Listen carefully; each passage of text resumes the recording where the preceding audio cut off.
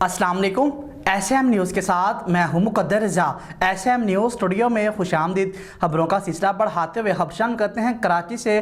कराची के इलाके कोरंगी में एक केमिकल फैक्ट्री में गुज़श्ता रोज़ लगने वाली आग के नतीजे में 3 सगे भाइयों समेत 17 मजदूर जाँ बहक हो गए, जबकि इलाका मकीनों का कहना है कि फायर ब्रिगेड की गाड़ियाँ तखीर से पहुँची, जिसके बाइस आग फैल गई। इसी हवाले से मज़ीद तफसीलात बता रहे हैं SM न्यूज़ के ब्यूरो चीफ जुल्फ़कार अली। जी जुल्फ़कार, आगाह कीजिएगा इस हवाले से।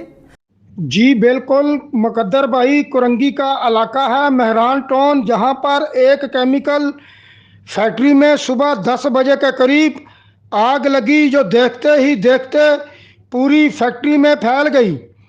फायर ब्रिगेड हकाम का कहना है कि फैक्ट्री में मुख्तलिफ अशिया के बनाने में इस्तेमाल होने वाला केमिकल मौजूद था। आग केमिकल के ड्रम में लगी और पूरी फैक्ट्री में फैल गई। आग बुझाने की कोशिश के दौरान 2 फायर फाइटर भी जख्मी हुए।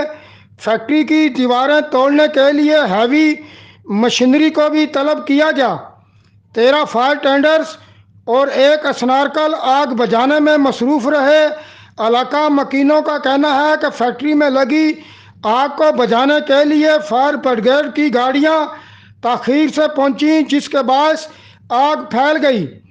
अंदर मौजूद मजदूर मदद के लिए पुकारते रहे, मगर कोई इनकी मदद को न पहुंच सका।